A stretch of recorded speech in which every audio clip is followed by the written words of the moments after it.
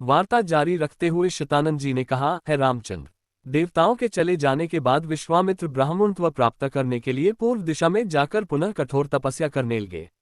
बिना अन्न जल ग्रहण किए वर्षों तक तपस्या करते करते उनकी देह सूख कर कोटा बन गई।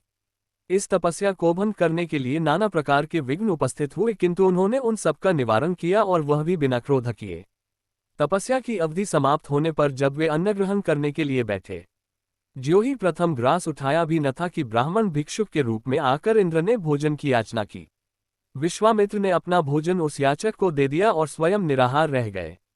इंद्र को भोजन दे देने के पश्चात विश्वामित्र के मन में विचार आया कि संभवत अभी मेरे भोजन ग्रहण करने का अवसर नहीं आया है, इसलिए याचक के रूप में यह विप्र उपस्थित हो गया। मुझे अभी और तपस्या करना चाहिए। अतएव वे मीनव्रत धारण कर फिर से दिग्धकालीन तपस्या में लीन हो गए। इस बार उन्होंने प्राणायाम से श्वास रोककर महादारुण तप किया। उनके तप से प्रभावित देवताओं ने ब्रह्मा जी से निवेदन किया कि भगवान, विश्वामित्र की तपस्या अब पराकाष्ठा को पहुंच गई है। अब वे क्रोध और मोह की सीमाओं को पार कर गए हैं। अब इनके तेज से सारा संसार प्रकाशित हो उठा है। सूर्य और चंद्रमा का तेज भी इनके तेज के सामने फीका पड़ गया है। अतएव आप प्रसन्न होकर इनकी अभिलाषा पूर्ण कीजिए। देवताओं के इन वचनों को सुनकर ब्रह्मा जी उनसे देवताओं को साथ लेकर विश्वामित्र जी के पास पहुंचे और बोले कि हे विश्वामित्र, निःसंदेह तुम्हारी तपस्या प्रशंसनीय है। हम तुमसे अत्यंत प्रसन्न हैं और तुम्हें ब्राह्मण श्रेष्ठ की उपाधि प्रदान करते हैं। तुम संसार में महान यश के भागे बनेगी।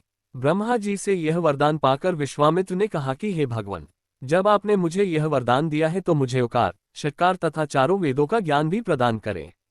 प्रभु, अपनी तपस्या को मैं तभी सफल समझूंगा जब वशिष्ठ जी मुझे ब्राह्मण और ब्रह्मर्षि स्वीकार करेंगे। विश्वामित्र की बात सुनकर समस्त देवताओं ने वशिष्ठ जी के पास जाकर उन्हें सारा वृतांत सुनाया। उनकी तपस्या की कथा सुनकर वशिष्ठ जी स्वयं विश्वामित्र के पास पहुंचे और उन्हें अपने हृदय से लगाकर बोले कि विश्वामित्र जी, आप वास्तव में ब्रह्मर्षि हैं। मैं आज से आपको ब्राह्मण स्वीकार करता हूँ। रघुनंदन, इतनी कठोर तपस्याओं एवं भारी संघर्ष के पश्चात विश्वामित्र जी ने यह महान पद प्राप्त किया है। ये बड़े विद्वान, धर्मात्मा, तेजस्वी एवं तपस्वी हैं। राजा जनक भी शतानंद द्वारा वर्णित विश्वामित्र जी की कथा सुन रहे थे। वे बोले, हे कौशिक, मैं आपको और इन राजकुमारों को मिथिला में पाकर कृतार्थ हो गया हूँ। अब अधिक समय व्यतीत हो चला है। भगवान भास्कर अस्ताचल की ओर जा रहे हैं। संध्या उपासना का समय हो गया है, इसलिए मुझे आज्ञा दीजिए। प्रातःकाल पुनः आपके दर्शन के लिए आऊंगा। इस प्रकार मुनि से आज्ञा ले राजा जनक अपने मंत्रियों सहित विदा हुए। विश्वामित्र जी भी दोनों राजकुमारों के साथ अपने निश्चित स्थान के लिए चल पड़े।